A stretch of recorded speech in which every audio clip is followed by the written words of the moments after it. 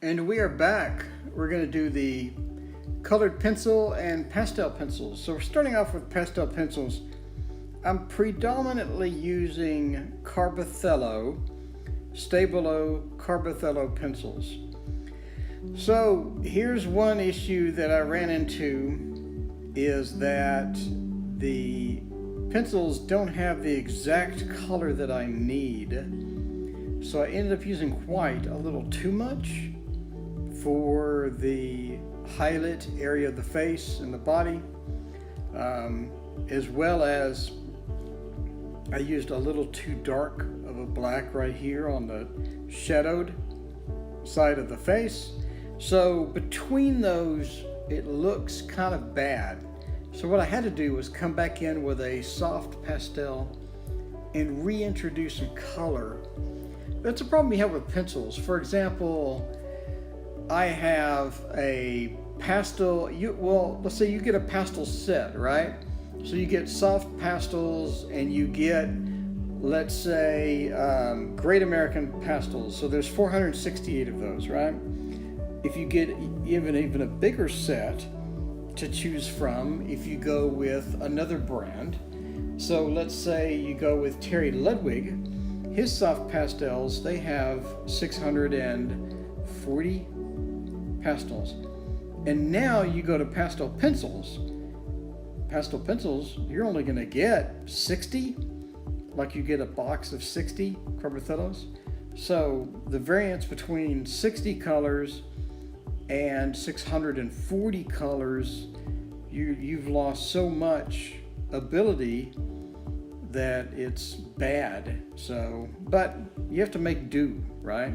So what I'll end up doing is I'll get pastel pencils. I'll come in and then I'll come back with a soft pastel to reintroduce some colors. So that's basically, the better workflow would be to use soft pastels the whole time, but soft pastels cannot introduce fine lines that you need on a drawing. So if your drawing was big enough, yes, you could continually break your pastels and then use those with the little edges from the breaking them, but I don't do that. I don't want to sit there and snap all my pastels into 50 different little pieces just to get a fine line. I'd rather get out a pencil. So that's what the pencils are for. So here we are. So I just got a colored pencil, white, and I went around the eye to give it some detail. And here's a white Carbothello pastel pencil. And now we're going around the eye and giving it light. And again, we're in a situation to where you have 60 pencils versus 640 pastels. You're on the losing end of that. You can make a beautiful, beautiful painting with just the pastels. But once you introduce the pencils, you have to sort of fix it. So here I'm coming in. This is an off-white. This is a Pitt pastel, Faber-Castell Pitt pastel. So this is sort of an off-white, and I'm coming back in with a white. Get a nice mix of that in there. So we have several sunlit areas in here, and we have to sort of fix that, and that's what I'm doing here. So I'm coming back in. I have different colors. I have a reddish brown, I have a dark brown, I have white, I have off-white, I have a tan, and then I have a mid-tone brown. So I'm sort of combining all of these. So there's the tan, here's the white. I'm sort of combining all of these to get the effect that I want. And the face is going to be your most important thing that you can draw, sans the eyes. So it's always important to get that right. So what I'm doing is coming in making little dots with the darker pencils, and then putting in lights with the white pencil. So here we are. So I'm coming back in, like I said, here we go with the super pastels, which is the Giraud pastels, and I'm giving it back some color because all I did was put in too much white and it lost a lot of the color. So now I'm coming back in with soft pastel and fixing that. So the Giro pastels are great. The only problem I have is they're so expensive. They're $5 each. It's just outrageously expensive. So here I come in with the Giro pastel for white. And I want a really, really bright white in these areas. This is where the key light is hitting. This is where you're gonna have the most lit up portion of the body. So obviously that looks just abhorrent, but I'll come in and address that later. I'm actually gonna make it more white with some colored pencils on the body. But you do want a good base of white there. And the blanket as well, made that a little too white. But again, I would rather have a little too much light and dark and saturation than have not enough, because once you put this behind glass, you're gonna lose a lot. So it's important to keep it. So here we have just coming around the eye, trying to get the eye detail at this point. So I know the right eye, well, your right eye looks like an Area 51 space traveler. And I come and fix that later, but that does look pretty bad. This eye looks a lot better, a lot better. So this is, look at your reference photo, go back and duplicate what it has. So that's basically what we're doing here. There's not much instructionally I can tell you other than, you know, go look at your reference photo, go back to your drawing and duplicate that. Get the closest color you have and put it in, etc., etc. So you're coming in again with the whites, getting that nice highlight area. And again, we come back in with some color and sort of fix that, because we're sort of blowing out the white at this point. Especially with the lights that I put on it, it's really, really white. It looks better in person. So you can see we already started the blanket as well. I was trying to figure out what to put down for the stripes on the blanket. And it's tricky because you have really, really dark on the right there. You have really, really light on the left. And some places on the right, you have really dark combined with really light, almost right next to each other. So it's hard to get that correct, but I did get it. And we're gonna go over fabric tips as well. So we'll have a separate video on fabric. So here I'm coming in with the paint marker. I think it's a Posco paint marker. And that's just acrylic paint. If you have a white acrylic paint, you can put a drop on there, same thing. So here I'm coming in with a colored pencil, trying to get some detail in the nose. So the nose is a bit dark, but it has some lighter portions sort of in the middle. And then it's getting hit by the key light. So the bottom left portion of the nose is fairly light. It's not that dark. And you want to represent that here in your drawing. So here we go, just putting little dots. Again, in the other videos, dots and dashes, that's really all you need. So up here, putting little dots, putting some dashes, dots and dashes. That's really all you do with a pencil. You just go to the reference photo, where do you see some dots and dashes? And it's always good to move around as well. Just make sure that you don't stay in one spot too long and sort of get bored out of it. You've looked at it too long and your eyes are sort of adjusting to it, and it all starts to look the same, and now you're missing details and things like that. You don't want to get in that situation, definitely.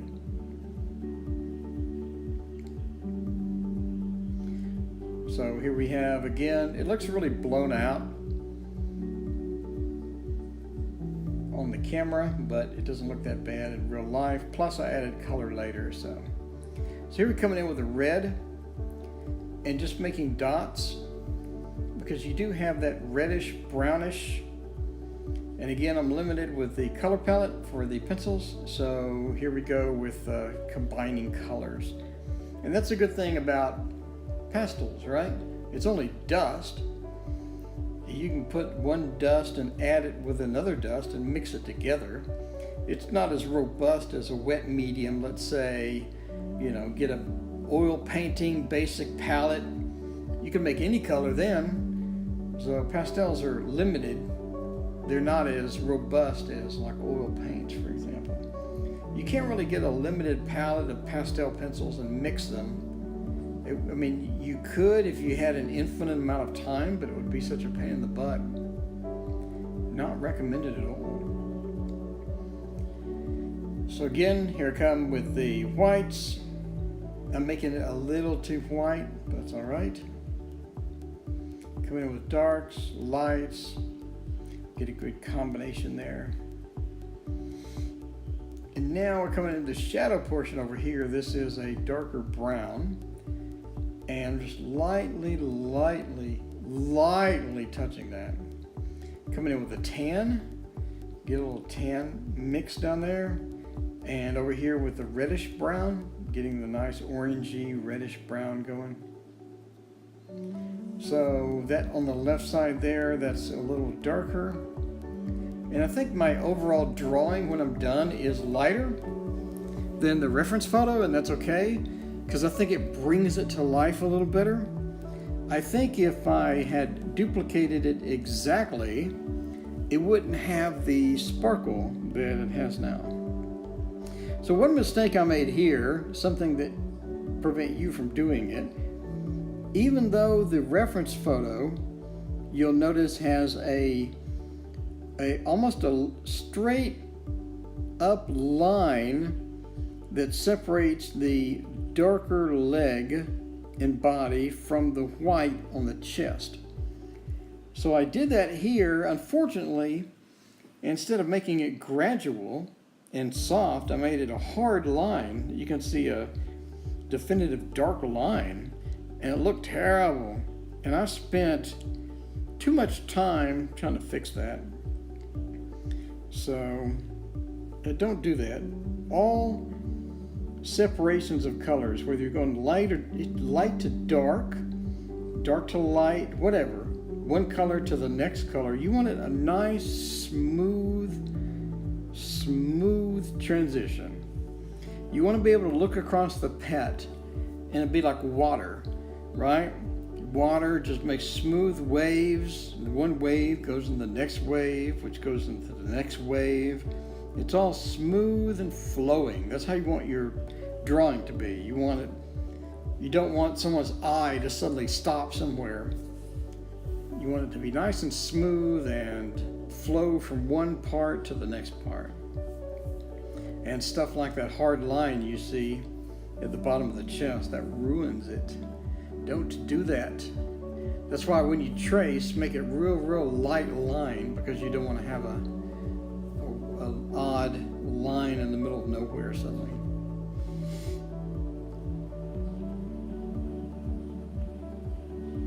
So here we go with the sort of orangish brown.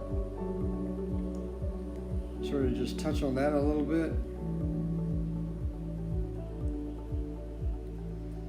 And then the darker brown. Again, touch on that a little bit.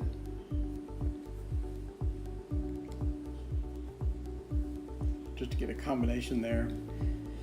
So I ran into an issue as well, where you have the chest has these bright white hairs, and all of a sudden they come to a complete stop. And again, that stops the nice smooth flow from one section to the next. So I had to come and fix that later. You don't want to do that. Even though in the picture it sort of looks like that, you still don't want it. And I came and addressed it. So that was colored pencil that I came into the chest area with. So you can see that looks really good. It looks like the photograph. So I just came in with the Stabilo all marking pencil and made hairs. I didn't go completely nuts with it, but I made some hairs. And you can see, again, it looks weird at the chest. It looks weird because it suddenly stops. And I know you're saying that, but it looks like that in the reference photo. It doesn't matter. Okay, here we go. starting with the blanket. Let's go with some blanket tips. First tip, you need to get the light and the darks correct. If your lights are not light and your darks are not dark, then it doesn't look right and you've ruined it. So you need to make sure that if you get fabric and you fold it, the top of the fold, the top of the curve is your brightest light, and then underneath the fold is your dark.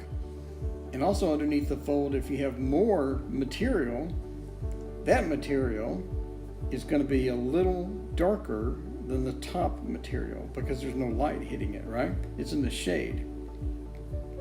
So what I'm doing here is just globally coming in and making some color, and that's going to get my foundation, and then later we'll come and make them lighter and come and make some darker as well. So another tip for blankets is you want to have little dots around the blobs. Let's call those blobs. There's probably a technical term. Whatever these things I'm drawing are, you want little dots on the outside of them because that's how they look in real life, right? They don't look perfectly symmetrical like squares and triangles. They have little pieces of fabric hanging off the outside of them. So you want to put dots outside of them. So that's the second tip for fabric. Again, we'll have a fabric video because I think that's important. A lot of people have issues with carpets or have issues with blankets, and velour sort of fixes a lot of that by giving you that natural softness for free. But you do want to make sure and put the dots in and do all this other stuff. So here's the camera tracking my hand.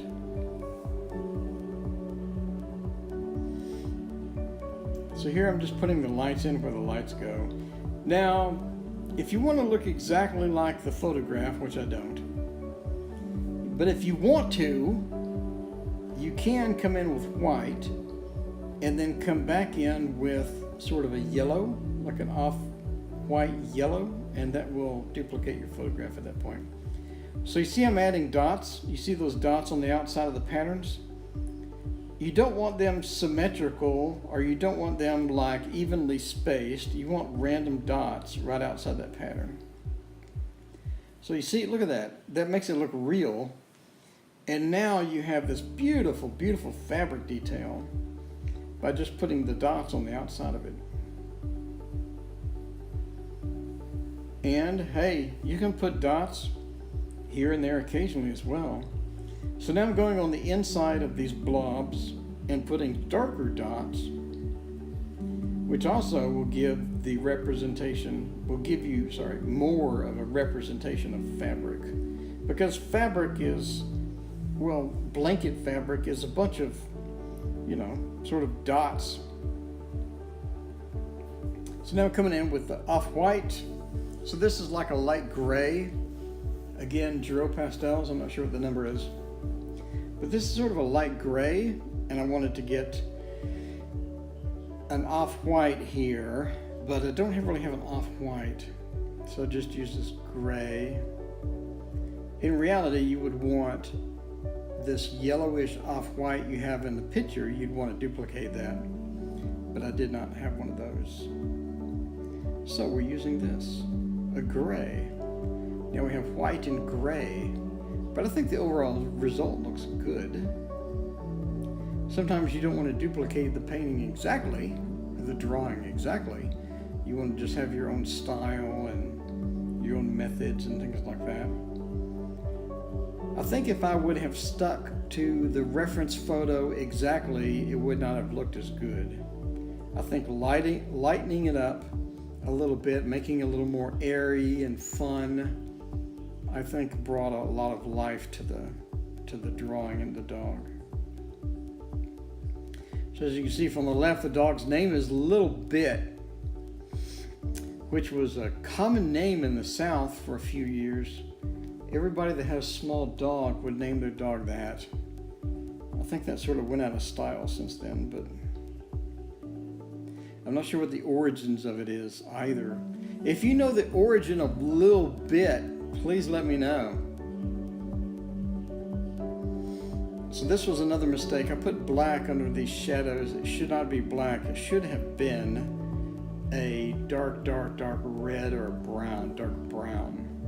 I think having it be black, because your eye stops at that, it's like your eye's flowing across the picture and all of a sudden it just stops, comes to a dead stop right there.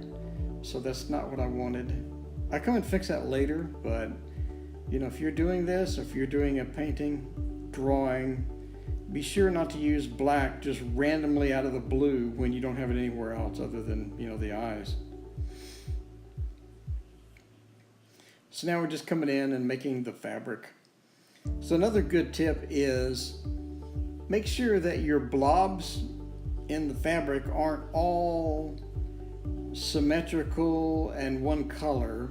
So you'll see the one on the left there is a different color in the middle and another color on the sides. And that sort of represents what's on the reference photo, because that's sort of how that is as well. So it gives it a little life. If everything is just straight, one color, one other color, it's not going to look good. So here again, I should have used a dark brown instead of this black. It would have done a little better. It just looks odd, but okay. And here we go with the Giro white pastel, which is absolutely lovely. Unfortunately, those things are $5 each, but man, they're great. So that's the end of part 2. I will see you again in part 3 to finish this dog up.